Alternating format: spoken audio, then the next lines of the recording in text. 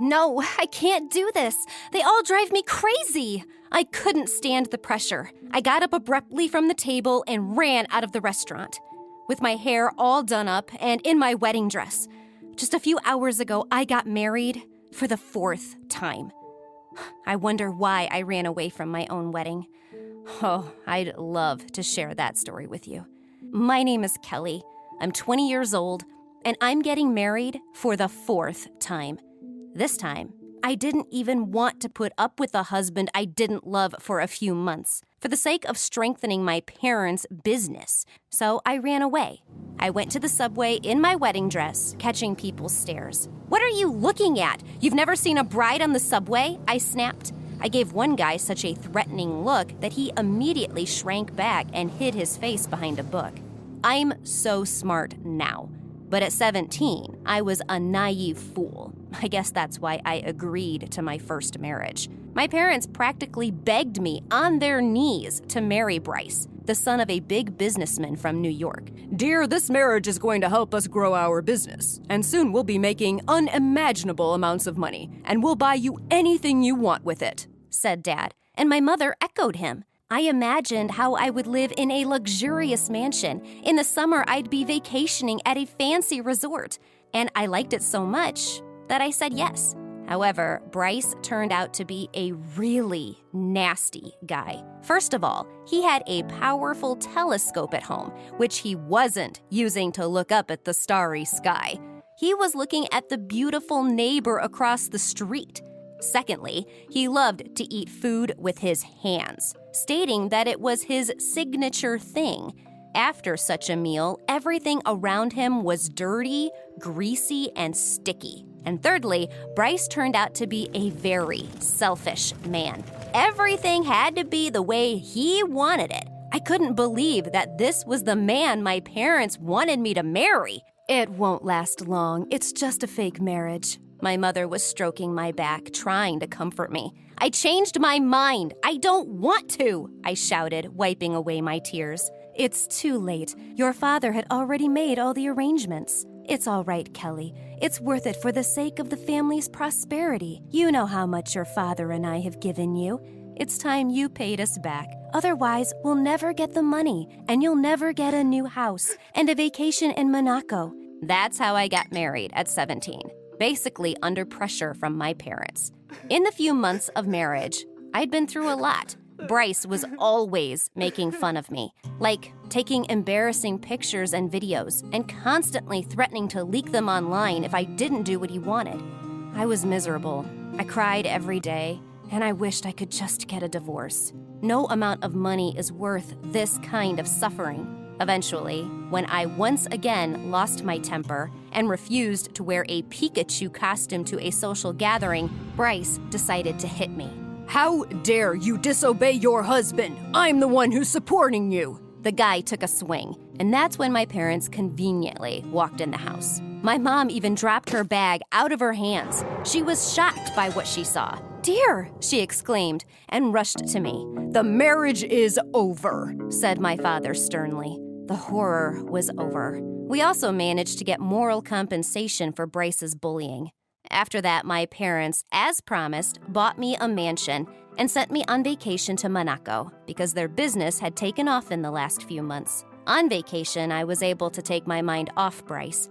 I went to parties. I swam in the sea a lot. I met cute guys. But when I got back, I got a very unpleasant surprise. My parents had to sell my mansion because they got caught up in some kind of scam. "I'm sorry, honey. We'll definitely buy you a house later," Mom apologized. "We can buy you a small apartment downtown in the meantime if you like," suggested Dad. I was a little upset, of course, but I agreed because I was still euphoric after a wonderful vacation. And I was in a great mood. Nothing could spoil it. Temporarily, of course. One day, I got an unexpected letter from a former classmate, Jared. I remembered him. Nasty, pimply nerd who's into anime and manga. Somehow, my embarrassing photos and videos that Bryce had taken got into his hands. And now Jared had decided to blackmail me. "Marry me, and I won't leak this stuff online," he wrote. And he added a kissing emoji. I don't know how I didn't throw up the moment I read that message. Jared had been in love with me for years, but I naively assumed his crush was long gone. I was wrong. Obviously, I turned him down, thinking he was bluffing, but he wasn't.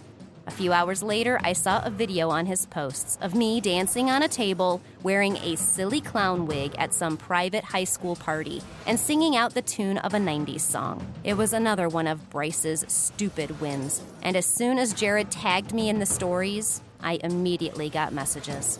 Some laughed, and some were asking me to do it again. I realized how much dirt Bryce had on me.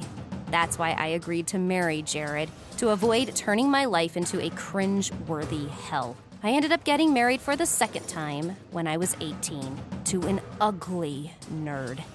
I was embarrassed to even stand at the altar with him. It wouldn't have been so embarrassing to kiss a toad in front of everyone or wet myself than kiss a nerd who stinks of sweat all the time. Life with him was a nightmare. Since Jared is a fan of anime, he asked me to act like anime girls. Say "naya" as much as possible. Flutter your eyes sweetly and wear this outfit at home. Jared handed me the maid outfit. This is awful! I threw the dress on the floor. Don't forget that I can leak dirt on you at any time, so don't cross me. Fine. Don't forget to say "naya." It makes you look cuter and kinder. I had to wear the stupid costume, bring food to Jared on a tray, and constantly say "naya" in a disgusting voice. But he was so excited. Apparently, the anime guy's dream had come true, and he couldn't get enough of that fact.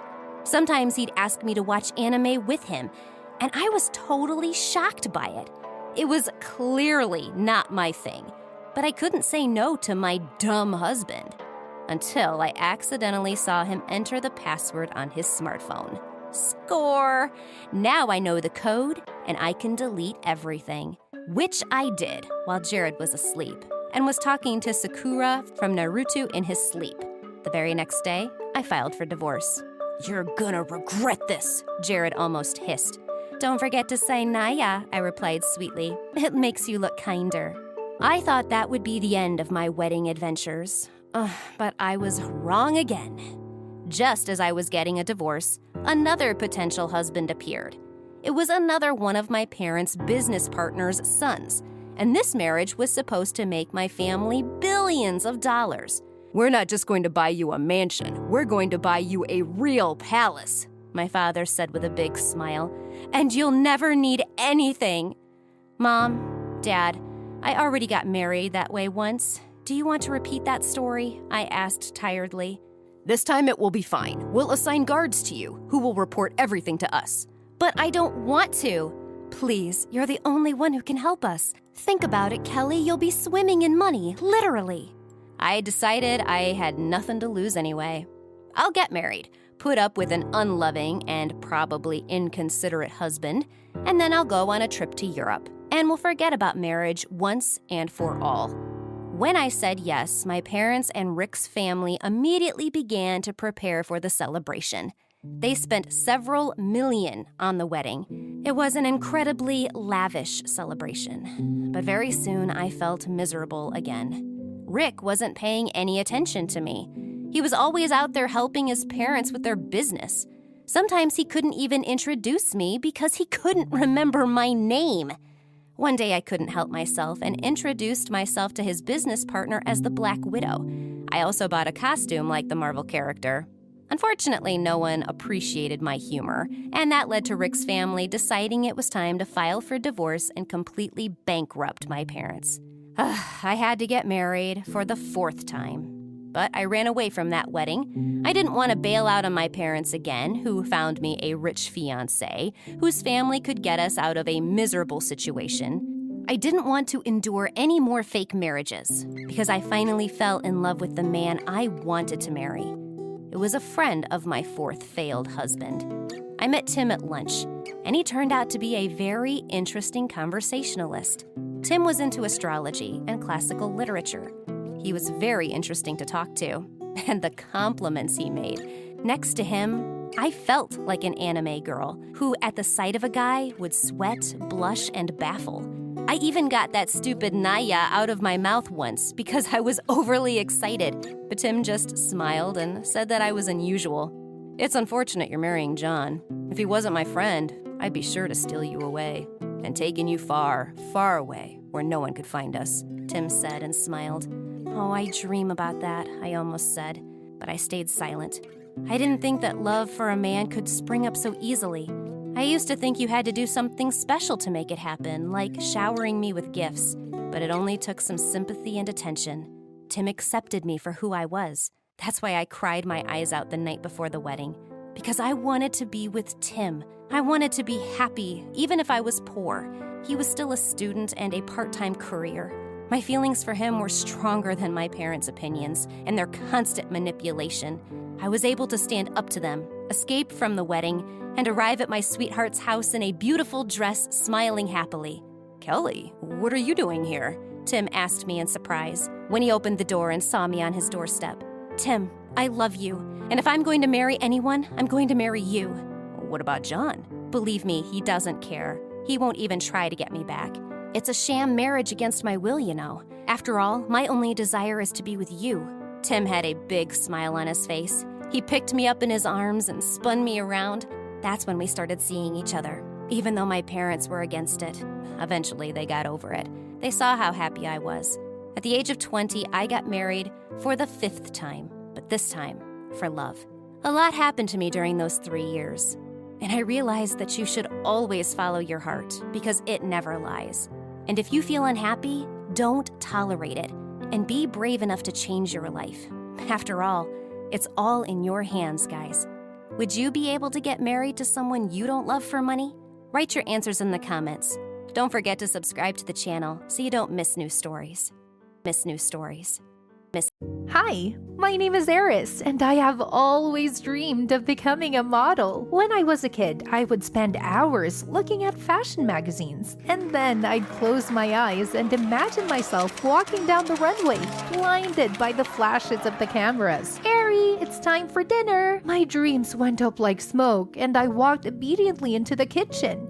Growing up, I asked my mother to enroll me in modeling school. She didn't mind. The first day, I was so nervous that I was not immediately able to figure out where the class was located, in which I will begin my dizzying career as a model. Finally, the cherished door was found. When I opened it and entered the room, I looked around with interest. The whole room was covered with mirrors. In the center were already gathered young girls, apparently students like me, and a stately woman. I thought she was a teacher. Before I knew it, the teacher shouted at me, "You're late for my class. This is unacceptable. Stop standing in the doorway, miss. You're disturbing everyone." I looked at the woman with my eyes wide open and almost crying. I just got lost. I couldn't explain myself. The woman wouldn't even listen to me and grabbed my arm and dragged me to the center of the room. "You're going to study in the center of the room. Let everyone look at you. I hope you won't want to be late again." For the entire hour I spent in class, I felt humiliated. The other students looked at me with pity, and the teacher never missed an opportunity to reproach me for something. Later, one girl told me that they disliked me because I was much prettier than the others. But I didn't know that at the time, so I came home in tears, totally convinced that I wasn't going to make a model. "My daughter, what happened to you? Who hurt you?" I tried to explain to my mother, still sobbing. "I got lost while looking for a room where a lesson for models was held. I was late and got from the teacher for it. She made me a laughingstock for the whole hour." I cried even more. My dad heard it when he was walking by. He was very angry that someone had dared to do that to me. So he immediately went to the modeling school and talked to the teacher. However, this conversation could not be called productive. Dad came home even angrier than he was. "The woman is crazy," he exclaimed. "As soon as I opened my mouth, she accused me of believing the lies of a silly girl and distracting her from her work." He was silent for a while, tapping his foot angrily on the floor. "Here's the thing, Eri," he finally spoke. "You're not going in there anymore. I don't want to see you humiliated like that every time. If you want, we'll find another school." Or I'll teach you myself. You know, your daddy was a photographer. I wasn't a model, of course, but I've seen a lot. I think that's enough to get you started. My dad asked a model he knew to work out with me. Every Sunday, she came over and we spent a few hours in the studio. She taught me how to pose properly, and my dad made me a professional portfolio. I was more than happy with that kind of study. One day, when I came home from school, I went to take a shower to freshen up. Dressing up in a home sweater with a short sleeve, I noticed a light dot on my skin. At first, I didn't think anything of it. It was just a white spot. Why bother? I got dressed and went to get dinner, completely forgetting about its appearance. But a week later, I was shocked to see how much it had grown in size. In addition, several new spots had appeared. My heart clenched with a bad feeling. I didn't know what was happening to me, but it definitely scared me. While I waited for my mom to come home from work, I couldn't find a place. I tried to do my homework, but my thoughts kept going back to the strange marks on my skin over and over again. I examined my entire body, but I couldn't find anything out of the ordinary except for those spots. When my mother came home, I immediately ran to her to ask her what it could be. As soon as she looked at my hand, my mother's face changed. I began to worry again. My heart began to beat harder, and tears came to my eyes. Do you know what this is? I asked in a broken voice. I have an idea, but I can't say for sure. She clearly didn't want to answer the question directly, and that only made me more worried. In the end, we decided that tomorrow, after school, my mom would take me to a doctor she knew. I was so worried. I spent the whole next day on pins and needles. I had no appetite at all. I sat in front of the plate with school lunch all break, but I never touched my food. Although perhaps the problem was also that the lunch could not be called appetizing. Anyways, I finally started waiting for my mother to call. The doctor turned out to be a very nice girl. She smiled at me and carefully examined those unfortunate spots on my skin, then gave my mom a list of all the tests I needed to take. We returned home late and simply collapsed from fatigue. Mom even let me skip the school the next day.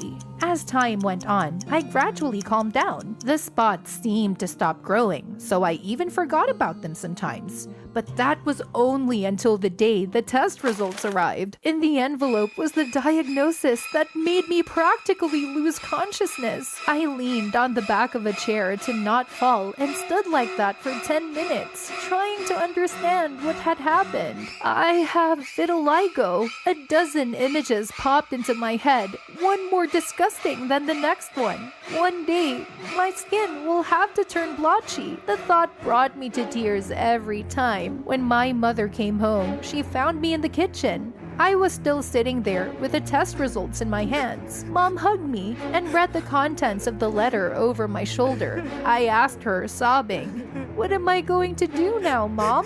I don't want these spots to appear on my skin. I'll get ugly." Mom stroked my head. "You'll always be beautiful, Ari. Don't you worry. If you want, I can buy you special cosmetics." When Dad came in, he was in shock too, but he tried to pull himself together quickly. He flatly refused to listen to my pleas to stop modeling. "You deserve it, my princess." He cut me off. So my life was back on track, especially since the disease was not spreading very quickly. I continued modeling and took part in my first real shoots. I continued going to school.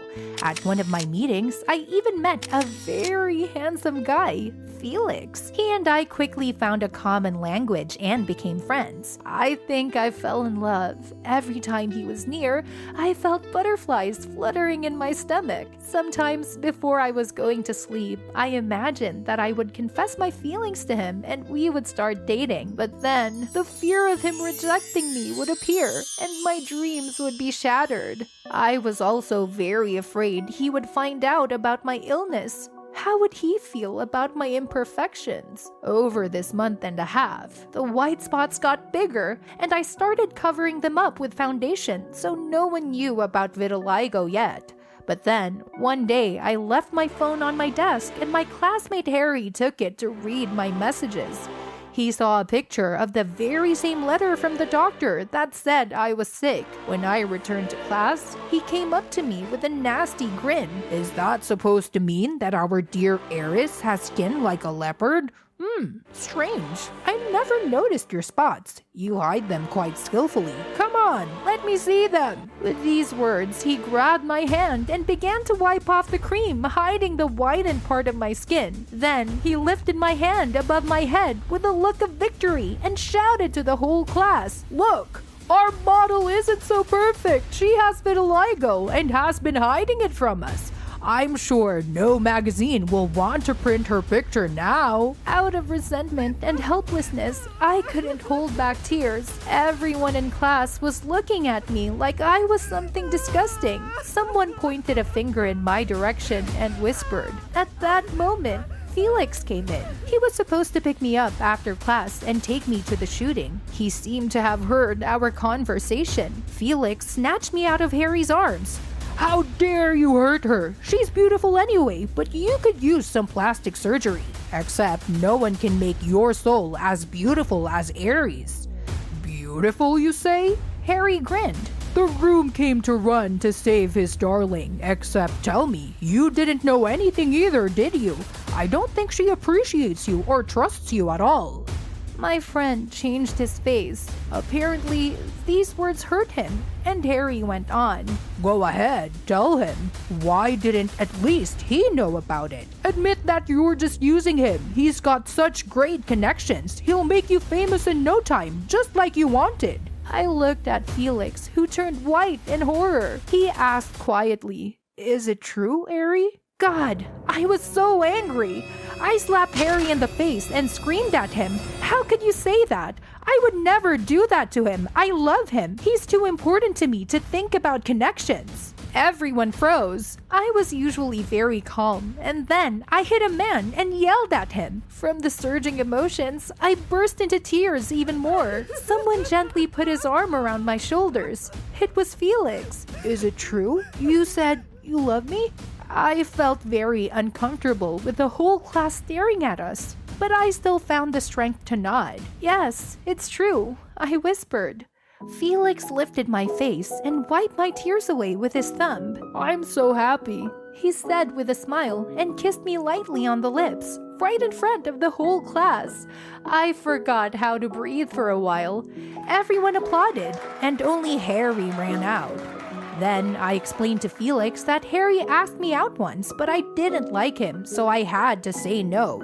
Felix told me he didn't think vitiligo was terrible, and I was very happy. Speaking of which, what Harry said about me not being able to be a model with this skin turned out to be wrong.